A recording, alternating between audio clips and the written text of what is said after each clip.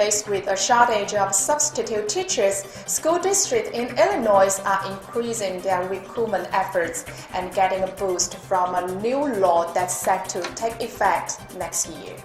The law signed by Governor Bruce Rayner earlier this month reduces fees for interested applicants by $50 and removes the requirement of passing a test of basic skills. Officials said a course increase implemented 5 years ago to become a substitute and criminal background check requirements are some of the various reasons for the shortage. On average, Chatton Elementary School needs 3 to 6 substitutes for various reasons, such as teachers being ill, needing to stay home for a sick child, and job training. Chatton Elementary School substitute teachers earn $90 daily. In Illinois, substitute teachers are only required to have a 4th degree, a substitute license, and pass background check. The Chicago Police Department is getting to work to correct what the U.S. Department of Justice called a pattern of excessive force. Superintendent Johnson said the DOJ report lays out all the work that needs to be done. Improving training is his top priority. He will be hiring more officers, putting them through more consistent training, and requiring that they all wear body cameras by the end of this year. Right now, morale in the department is low. U.S. Attorney General Loretta Lynch said Friday that the Chicago Police Department has been violating the constitutional rights of residents for years in blistering report from the Justice Department.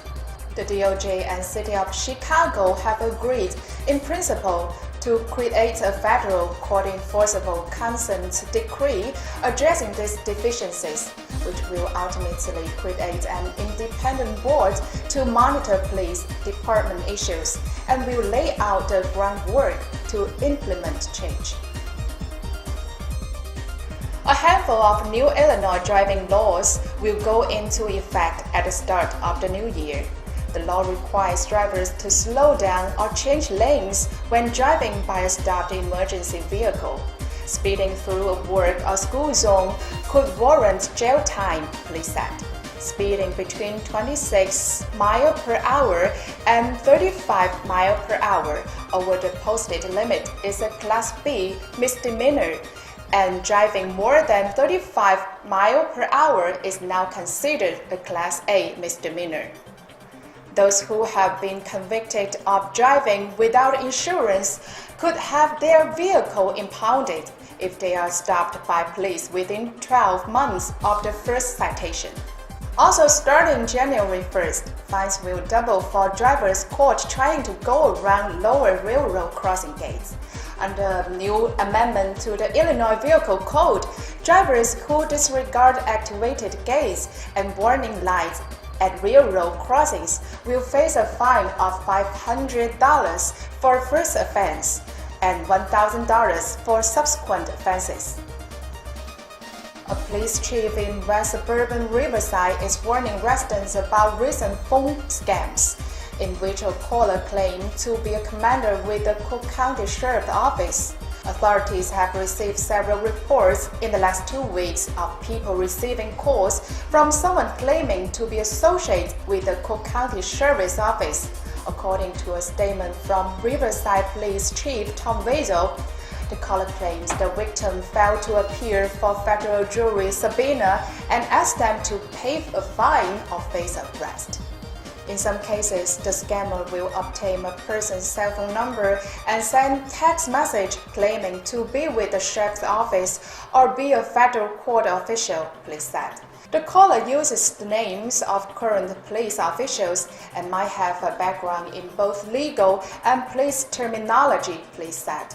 Residents are being told to hang up and not give out any information if they receive such calls. Chicago Fire will be filming on Dearborn Street between Wacker Drive and Kinsey Street from 5 a.m. to 4 p.m. Monday, shutting down the Dearborn Street Bridge over the Chicago River, according to an alert from the Chicago Department of Transportation. Motorists are advised to use state streets as an alternate. Fans, on the other hand, may want to watch the action. Some folks got a glimpse Friday of what may have been a rehearsal for Monday's shoot.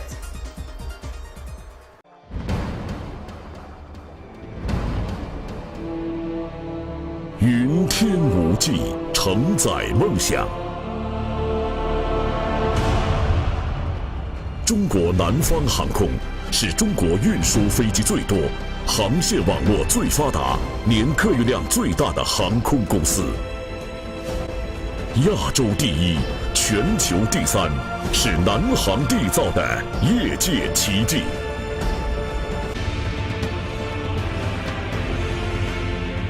蓝天壮志情，云海谱华章。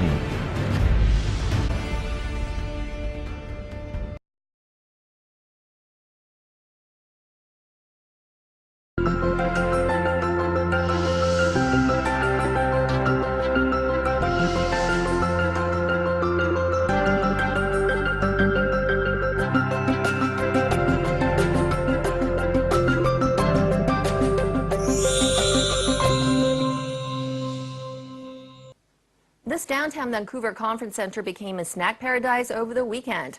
Canadians got the chance to taste a whole range of snacks and treats, all with one thing in common. Every single snack on offer here is gluten-free, and here's a look. Gluten is a protein found in wheat, barley and rye that gives bread elasticity. According to Canada's public news agency, the CBC, over 30,000 Canadians have celiac disease, which is triggered by gluten. As a result, 4 to 7 million Canadians avoid eating the protein, believing it's healthier for their diet.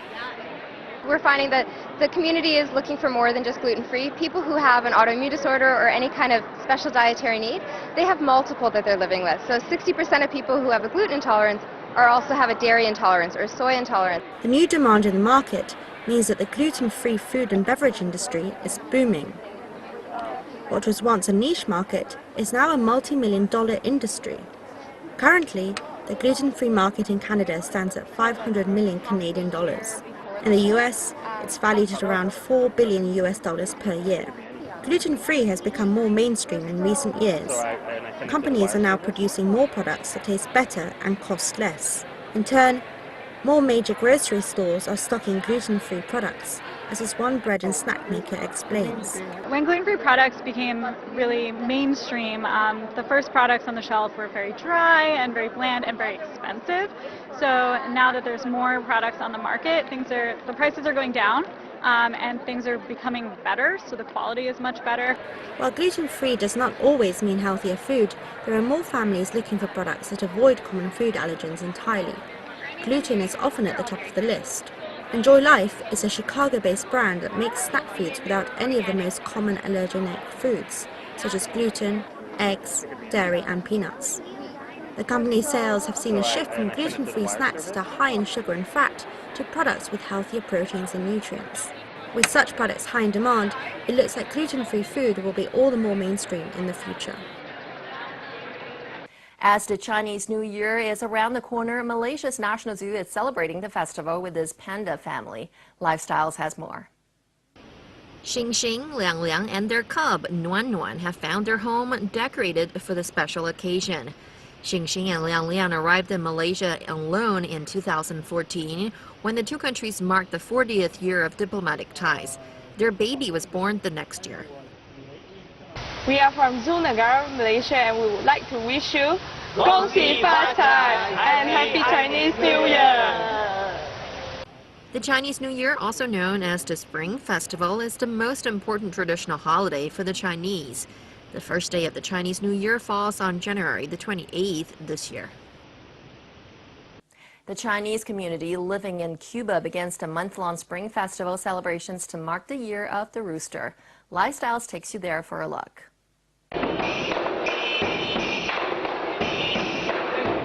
As China's Spring Festival approaches, Chinese residents in Cuba are starting the celebrations with their local friends.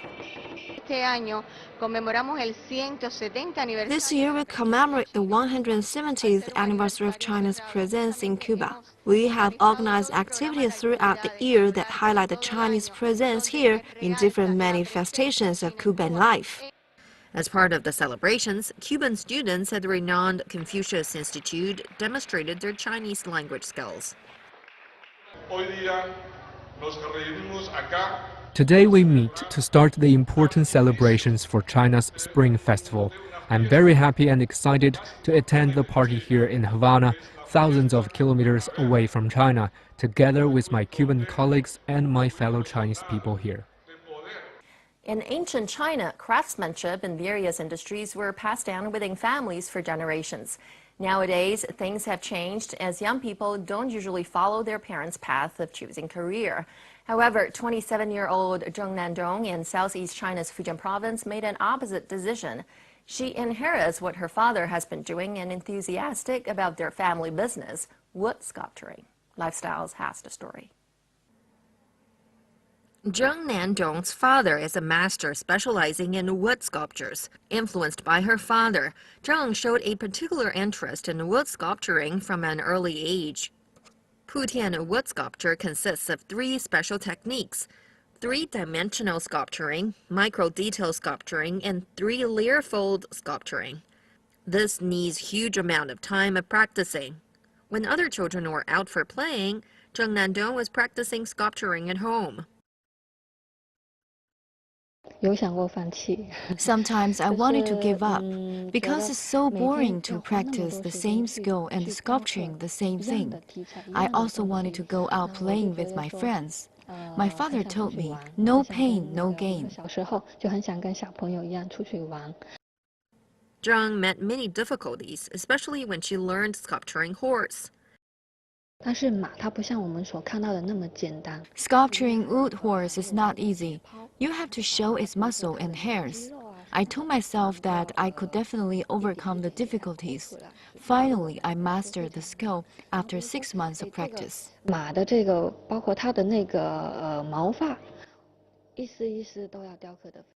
After receiving her first national level trophy in 2010, Zheng's works began to obtain more and more attention.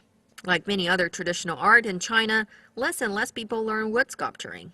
The young artist wishes to inherit and promote the art. British Prime Minister Theresa May has announced plans to let more schools select children based on academic results. The education reforms inevitably caused political and social controversy. Here's a look. The Conservative leader has announced the end of a 2-decade ban on new grammar schools, which only accept the brightest pupils as part of a package of reforms intended to build a truly meritocratic Britain. Her proposals delighted many Conservatives, but are opposed by Labour, who banished grammar schools. The Labour Party says grammar schools separated pupils at the age of 11 into 2 groups, one heading to an elite grammar school education that offered a better chance of university places and a profession. The majority went to secondary schools, most pupils destined for blue-collar trades. Some experts also expressed their concerns over the education reforms. Georgina Newton from University of Warwick says grammar schools will help UK recover from its Brexit as they are making actions for their next generation. However, there are still some challenges. Well, the timing for me is very bizarre because we're at a time in the English school system where actually there aren't enough teachers to go round. So we already have schools with classes where there isn't a teacher to teach that class. So to create more schools and more division and more choice for teachers actually on where to work at a time where we don't have an adequate supply of teachers, for me is really quite worrying. Georgina says she's really concerned about teacher supply. So more grammar school places, more grammar schools will necessarily cause more choice for parents, but also actually more choice for teachers. So a teacher would have a choice whether to stay at the school they're at or whether to go and get a job at a grammar school. The grammar schools are going to want to appoint all the best teachers, so therefore there will be teachers leaving the secondaries, the secondary moderns and the comprehensive schools to take up posts at grammar schools. We found in some research done this week as well that actually 23% of teachers want to leave, or they're considering leaving. So what does that say? it says that some of those 23% might prefer to leave and take up private tutor jobs to tutor children to get into these new grammar schools. So actually that again is taking more teachers out of the system. And which schools are they going to be coming from? More likely the secondary, modern and comprehensives. So I'm concerned about teacher supply. I've been concerned about teacher supply for a number of years, but I'm really concerned about it now. Also, Georgina says the plan of expanding grammar schools might not be able to realize as it will be limited geographically. Expanding the number of grammar school places in itself will be an interesting exercise, because they're talking about trying to prioritise children from lower socioeconomic backgrounds. But quite how you do that is a little bit difficult. Do you give them an extra 5 points? Or do you give them access to some practice papers in advance? How do you actually even that out? No details come out as to how that can actually really happen. And also, I think there are areas of the country where education, or where the school system really isn't as good as it could be, and there aren't currently grammar places available. So if you happen to live in one of those places and be from a poor socio-economic background, your chance of going to a grammar school is still fairly slim. So what needs to be looked at is how we can actually create that equality of opportunity for everybody, whether you live in the north, the south, the east, the west, the coast, the hills, the sea, all of those places. You know, if we want it to be a fair and equal system, then each of those locations needs to be looked at, and each of the different social groupings, to make something that's appropriate for everybody. And I'm just concerned that we talk about grammar school places, and actually really we're talking about 20% of pupils. And I'd like to see something proposed for the system that's going to look at 100% of pupils, so that we can ensure that everybody gets the best education they can. Grammar schools had their heyday in the 1950s, but were phased out from the mid-1960s, and a ban was introduced on new schools in 1998. Some 163 survive in England, and most are oversubscribed. Supporters say such schools offer poor, bright students an academically rigorous education, but critics say they're decisive and take far fewer poor pupils than other schools. Parents also share different opinions on grammar schools. I think they would, at that point it would be too far. At 11 years old, I want to be with my son all the time. To send him away at 11, for me, it just doesn't make sense. When he's 18, and if he wants to go to university somewhere, that's another story. But 11, I feel like kids need their parents at that age, and they need to be close to their parents. And I don't think as good as the education you can get in a school, the best education you can get, from my opinion, is good parenting. So I wouldn't allow if it was that far. Yeah, I think it will, and not just because of how they end up performing at school and what they do, but I think also in terms of how they see themselves.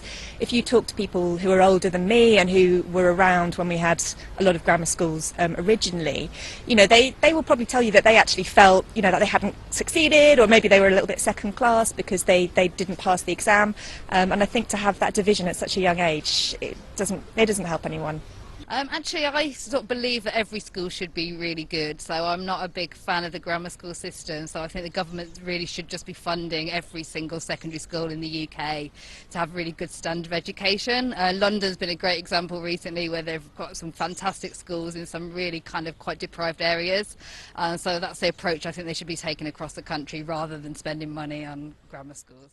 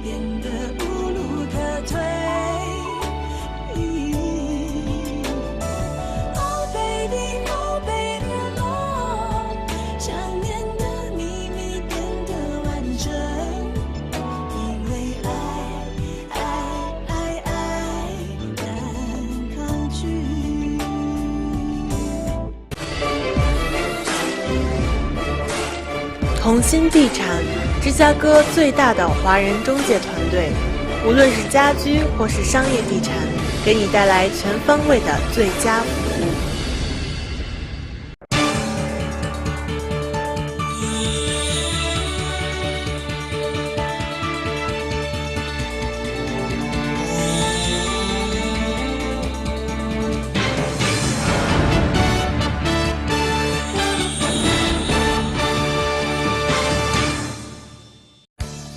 Coming up, British Prime Minister Theresa May is expected to give details about her plans for Britain's exit from the EU.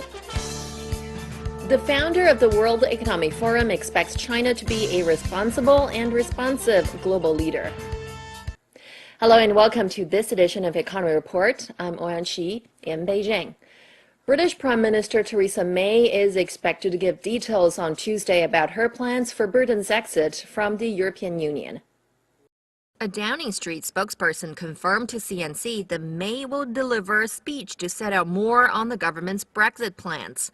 No details have been released by Number 10 on how much of the strategy will be outlined by May. The Prime Minister has resisted calls from opposition MPs as well as some of her pro-Remain Conservative MPs to spell out her demands to Parliament.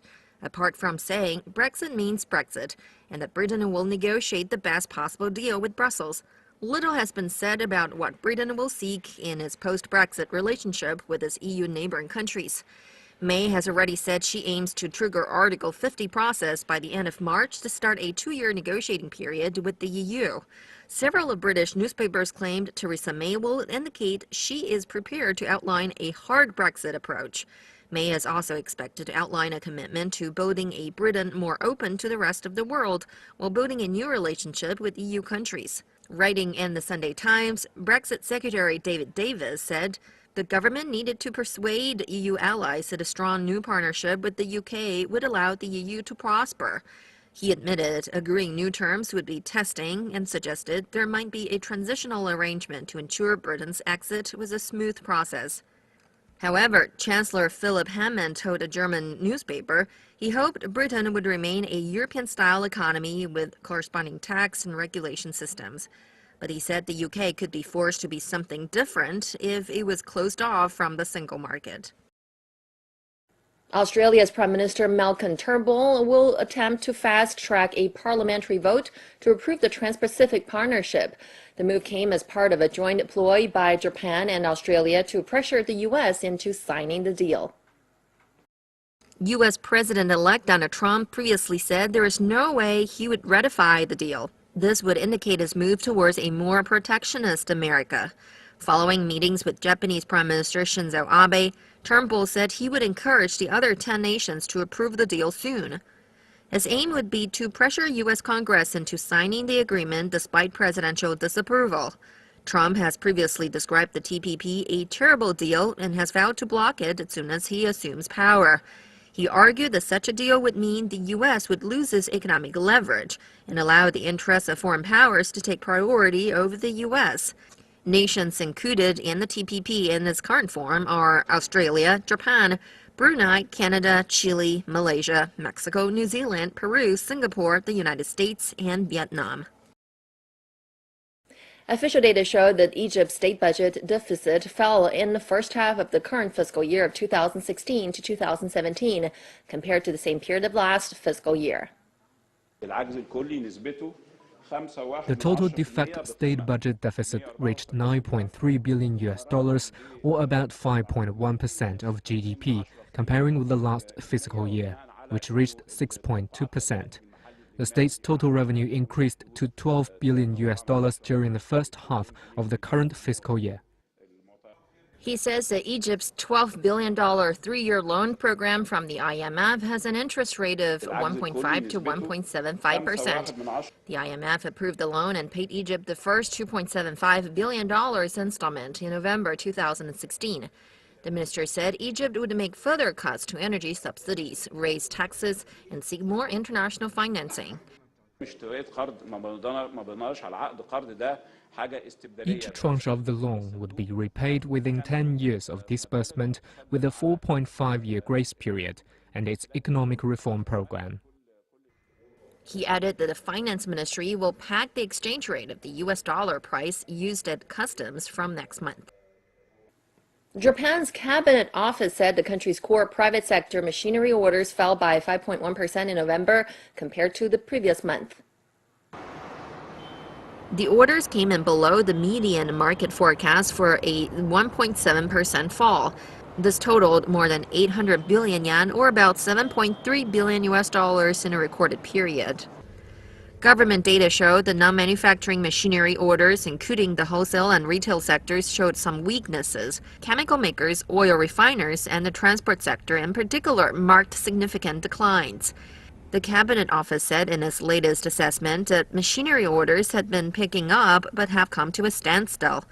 The total value of machinery orders received by 280 manufacturers operating in Japan increased by about 20% in November from the previous month.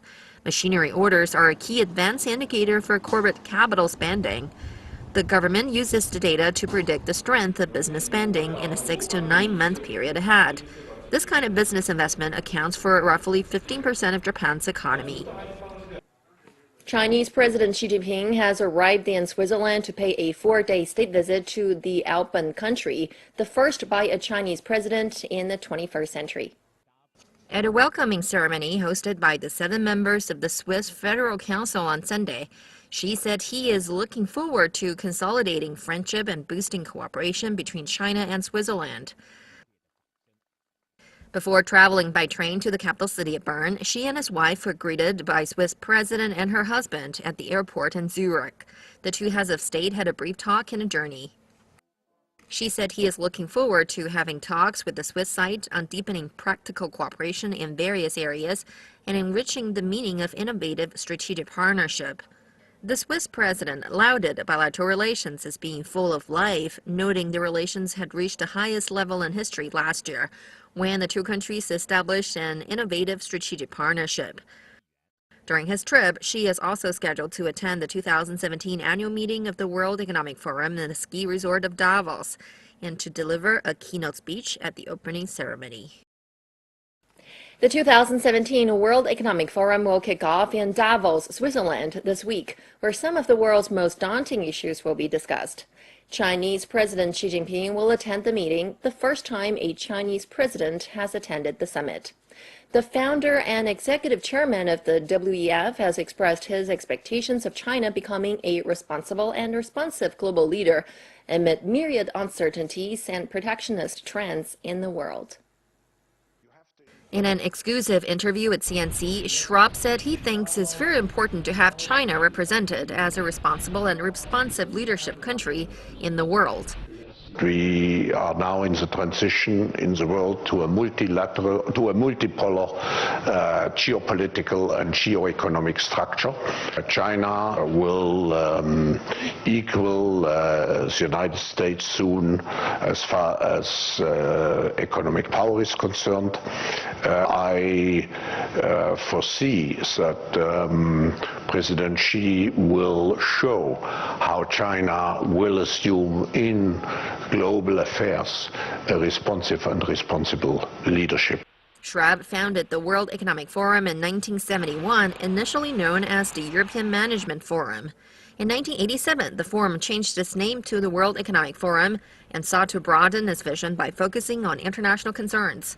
China first sent a delegation to the meeting in 1979 and has been gaining a stronger voice ever since. Schwab recalled his first contact with China almost 40 years ago. I was first in 1978 reading about the opening up and the reform policies of Chairman Deng, and I felt China will certainly become a major nation in the global community. And for this reason, we established in 1979 the first contact by inviting a Chinese delegation to Davos. While applauding the social and economic achievements China has made since then, Schwab also lauded the strategies that have been implemented in the country to enforce new technologies, such as the initiative of mass entrepreneurship and innovation. So it just shows the curiosity, the interest, but also the readiness of China to prepare itself because the fourth industrial revolution will require new policies. The WEF annual meeting will kick off under the theme Responsive and Responsible Leadership. This year's meeting will unite a record 3,000 government, business, and civil society leaders, including over 50 heads of state and government, along with 1,800 business leaders from all industries. 4 main tracks will be explored by stakeholders, namely reimagining global cooperation, revitalizing the global economy, reforming capitalism, and preparing for the 4th industrial revolution. And here's a look at some other news from China. China is aiming to quadruple its annual output of new energy vehicles to 2 million each year by 2020. China's Industry and Information Technology Minister said that by 2025, at least 1 in every 5 cars sold in China will be a new energy model. According to the ministry, China produced 517,000 new energy vehicles in 2016. The country has been the world's top seller of the environmentally friendly cars since 2015. So far, the cumulative sale has exceeded 1 million. In 2016, top Chinese electric car makers BYD, Geely, and BAIC sold their models in more than 30 countries and regions around the world. The government will continue to improve policies, boost research and development, and invest in infrastructure construction. It will go on promoting international cooperation to help the sector grow. A special incentive system will continue, with subsidies varying and favoring the best performing car makers until 2020, when the program is due to end. China has issued guidelines on mobile internet service management, calling for more efforts to develop the sector in a structured way. The paper calls for increasing the use of mobile internet service in sectors including transport, tourism, education, medical service, and public security. Its aim is to provide a better public service. The guideline also promotes the development of mobile internet service in legitimate ways. More measures will be taken to investigate those involved in defamation, telecom fraud, infringement, and illegal sale of personal information. Now turning to some company news. Japan's Takata Corp has agreed to plead guilty to a single criminal charge and will pay $1 billion to resolve an U.S. investigation into ruptures of its airbag inflators. The deal was announced hours after prosecutors in Detroit charged 3 former senior Takata executives with falsifying test results to conceal the inflator defect. Takata will pay a $25 million fine, $125 million in a victim compensation fund, and $850 million to compensate automakers for massive recall costs. The company will also be required to make significant reforms and be on probation and under the oversight of independent monitor for 3 years. Takata inflators can explode with too much force, spewing shrapnel into drivers and passengers. At least 11 people have been killed in the U.S. and 16 worldwide. The problem touched off the largest automotive recall in the U.S. history, covering 42 million vehicles and 69 million inflators. The world's largest social network, Facebook, is introducing new tools in Germany to help combat the spread of fabricated news stories. Facebook said it would enable German users to flag potentially false stories. The stories will be passed to third-party fact-checkers, and if found to be unreliable, will be marked in users' news feeds as disputed. It is the first major rollout of the fake news features announced by Facebook in December. Facebook has been widely criticized after some users complained that fake news had influenced the U.S. presidential election. German government officials have expressed concerns that misinformation on the internet could influence the country's parliamentary election this year. VR, or virtual reality, is a computer technology that replicates an environment, real or imagined, and simulates a user's physical presence and environment to allow for user interaction. VR artificially creates sensory experience, which can include sight, touch, hearing, and smell. It may have been around for decades, but VR has been anything but real for most people. That all may be about to change as a latest batch of VR gadgets and apps make their way to market. VR stimulates the 3D environment that resembles the real world, usually through a headset or VR glasses. In the minds of the general public, VR is still most closely associated with gaming. At least in Tokyo Game Show, one of the largest game shows in the world, VR technology was taking the spotlight. Games with VR technologies are most popular now, just like the VR games right behind me. Many students in my school now focus on VR and VR-related courses. Computers, mobile phones, and game devices are using the latest technologies. Japan is one of the most advanced countries in the gaming industry. Yoshifumi said, with the development of new technologies, more students have chosen game-related majors at school. This year is called the first year of VR. Everyone says that. The head-mounted displays are sold everywhere. They can offer you a different feel than other devices, as you could feel the world in front of your eyes. It's so real and you can naturally interact with the things in that world. This part is very difficult and other games can hardly give you this kind of feel. VR is also introduced to cartoons in China. VR cartoons are three-dimensional, floating in the air. It's an unprecedented way of displaying and appreciating cartoons. New technology is also used in cartoon creation. Creators use nothing but hands to draw a picture and walk in it to and from. So far, various pictures such as the space can be drawn in 3D room. It stimulates a three-dimensional environment. You can do calligraphy, make a sculpture, or draw cartoons there. It is also possible to create dynamic images like flames and shiny stars. You feel like walking in pictures. All works can be saved for display for modification. VR is supposed to completely change visual experiences. Watching 3D movies, you just look at screens, but with VR, you can walk into screens. For creators, now they are still out of what they are creating, while VR can put them into it. Also in Vancouver, the crowds and lengthy lineups say it all. Your aiming, your shooting, your movements are captured perfectly by our system, which makes it really a kind of more of a sport than anything else. So being able to move around and people seeing that, it's fun for spectating. It's an overall exciting experience. After trying out the Wild West shooting game, one gamer said the VR technology has improved a lot since he first started playing it in Vancouver arcades about 15 years ago. I remember the oldest thing I did was at Palladium here in Metrotown. They had like the virtual fighting punching game, and it was terrible back then because for me it's like I'm punching but nothing ever registered. So this was actually it's a lot more realistic and it actually feels like it's very responsive. So yeah, it's gone way better. Moreover, you can enjoy relaxation in the system virtual reality.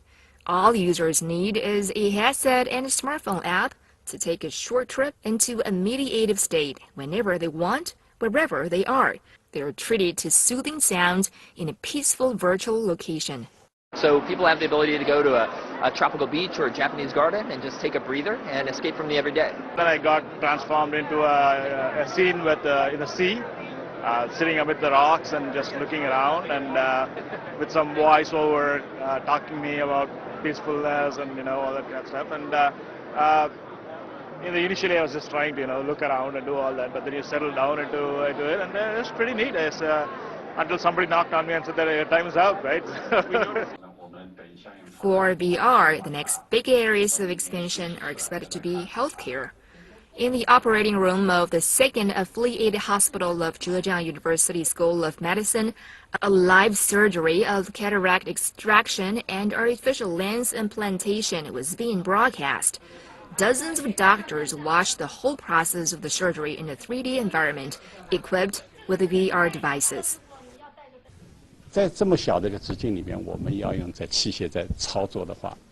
In such a small diameter, students who just start learning the operation normally cannot understand what is going on.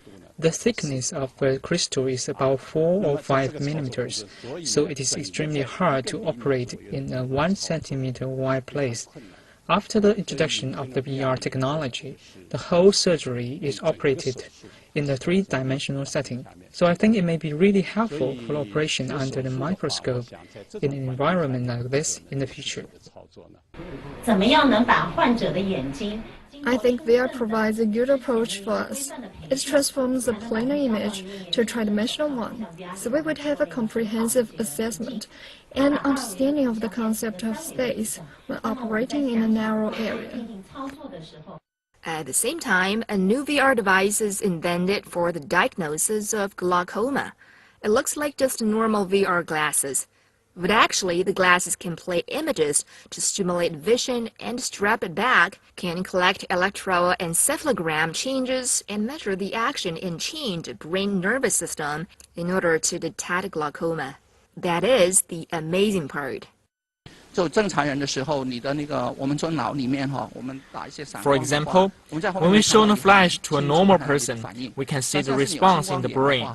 If someone has glaucoma, some parts of the eyes are blind, so the response will be different. We can find out which part is blind from the differences.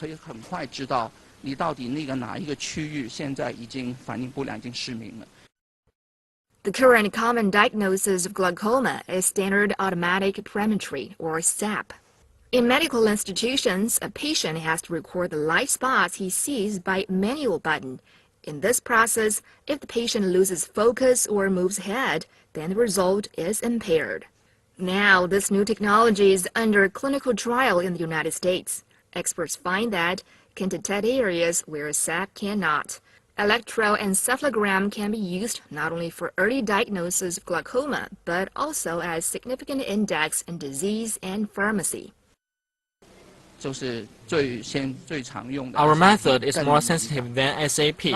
Patients with glaucoma can know the medical effect with this method. This is very important. Traditionally, patients can only have 3 tests annually and a large amount of data is needed. It takes patients 1 to 1.5 years averagely to know if the treatment takes effort. We hope that with this device, we can shorten the period to 3 months. Li Zhan, a VR cameraman, started his business in 2012 at his hometown Nanchang, a city in southeast China. We should cultivate VR industry for a long way, instead of making quick money. I think the whole industry needs 10 years to develop at least. VR technology, born as early as 1963, is now ready for industrialization and will approach consumers in form of head-mounted displays in the next stage. Factually, high-tech firms around the world are competing to rush into VR industry. Wang Guoping, professor in the School of Electronics Engineering and Computer Science at Peking University, pointed out that VR can show more possibilities than we can imagine. VR is mainly applied in sensory experience today, but in the long run, it should have a role in the sharing of information and knowledge. That would make big difference.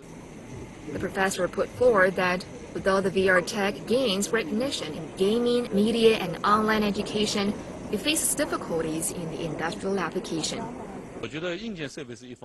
Those hardware needs upgrade now. The improvement in software and platform for VR tech is more urgent for developers. Now you can see there are still many problems in battery and connectors, but they can be solved as related technologies such as 5G tech and battery tech development. So the key to the development of VR still lies on the upgrade of software and platform. Just in China, it's estimated that the VR market was worth $239 million in 2015. The figure is expected to exceed $850 million this year and $8.31 billion by 2020. But industry insiders agree that the VR is not yet a realistic proposition for everyone, even if it is going mainstream worldwide.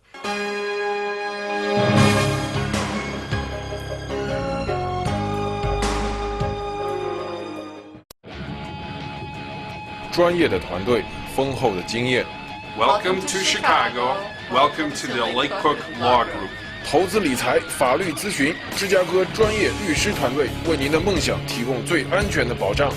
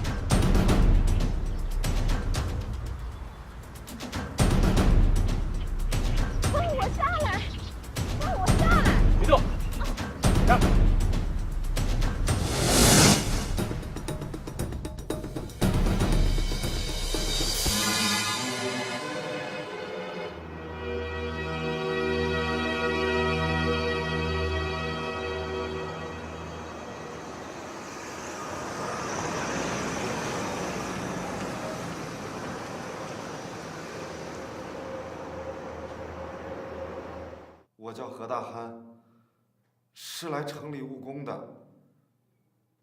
她真的是我媳妇儿。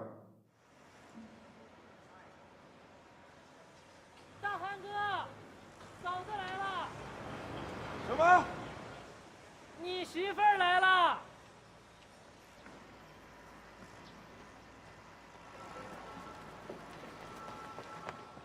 桂花，你咋来了？你2年多没回家，你也不想我。村里有人来，我就跟着一起过来了。路上累了吧？走，进屋歇歇。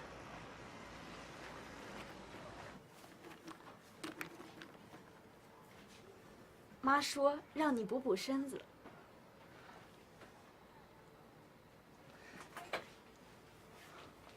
哎呀，我啥也没看见，啥也没看见。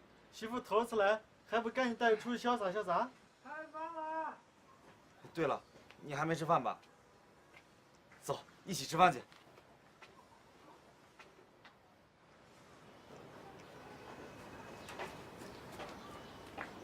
哎，大汉，好福气，这么漂亮个媳妇儿。哎，大汉，你也好久没回家了，这么着，放你半天假，带媳妇儿好好出去玩玩。哎，走。哎，你等一下，马叔，你看桂花来了，我想带她出去转转，能不能把前2个月的工资给我？大汉，不是我不给你钱，是上边不给我，我是真没钱。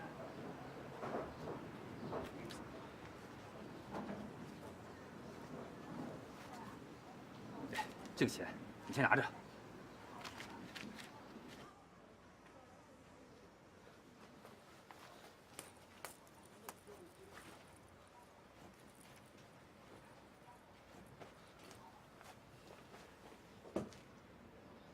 带你媳妇儿吃饭，怎么吃到芦苇里去了？警官，是这么回事儿。多吃点，多吃点。对了，老六家生了个儿子，咱妈可是着急坏了，说是让我这次来，无论如何也得给他怀个孙子回去。行，说啥也不能让咱妈失望。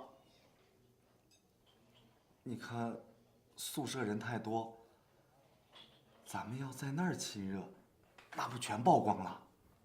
那咋办呢？我可是带着咱妈的任务来的，你就不能给想个办法？大憨，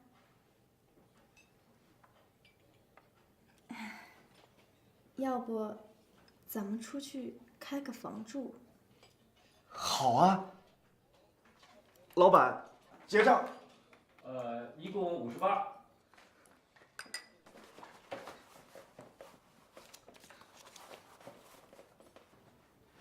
咋了？我明明有2个50，咋就剩下1个了？我这儿还有点。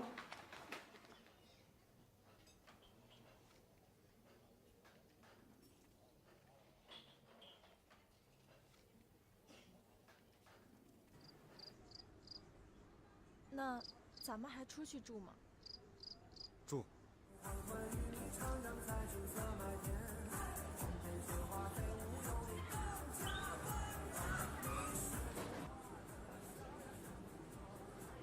有房间吗？有。最便宜的。78。78。对不起，我们不住了。哎，我想到个好地方。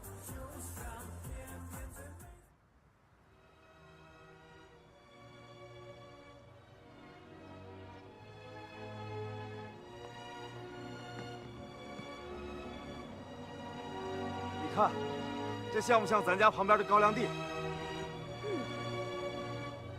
要不天当被，地当床。今天晚上，咱们就在这免费旅店里怀上个孩子吧。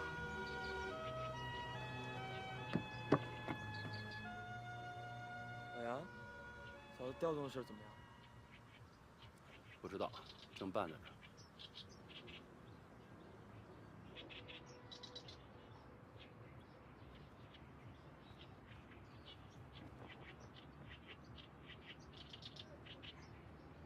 你和嫂子两地分居有7、8年了？7、8年不止，孩子中考，我老婆也没回来。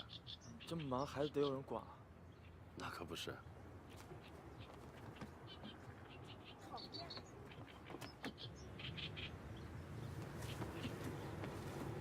放我下来！放我下来！别动！看，深更半夜你在这干嘛？身份证呢？我没带。没带？她是谁啊？她是我媳妇儿。你媳妇儿？结婚证呢？没带。结婚证也没带。走，跟我们回去协助调查。她真的是我媳妇儿。行了，有什么话回去再说。走。多大了？26。哪儿人啊？吕梁的。来这儿干嘛？进城打工。看我男人。警官，她真是我媳妇儿。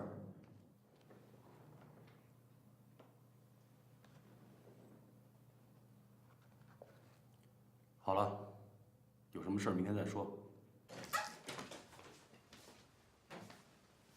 今晚你就待这儿吧。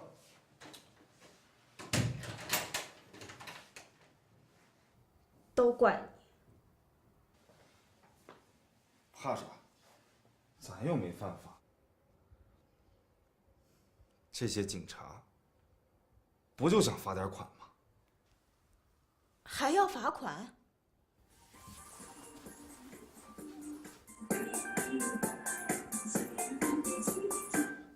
哎，大汉，我让工地给你们腾了间屋子，这2天你俩就住那儿吧。马叔，我们让警察抓了。什么？被警察抓了？为什么？我们就在公园的芦苇里玩了一会儿。这大半夜你俩跑那儿干嘛去了？哎，大汉呀大汉，你让我说你什么好呢？行了，别着急，明天我替你们和警察解释一下。放心吧，没事儿。马叔说没事儿，是真的吗？咱不做亏心事儿，不怕鬼敲门。时候不早了，你歇会儿吧。别多想了，歇会儿吧。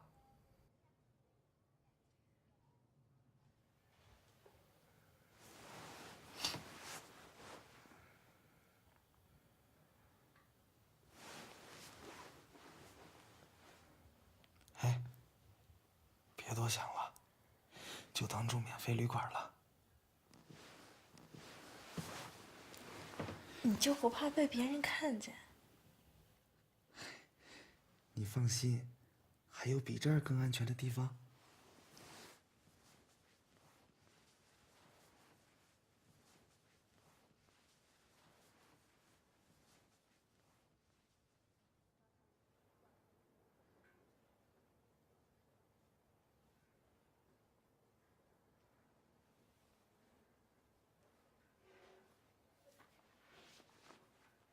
你醒醒！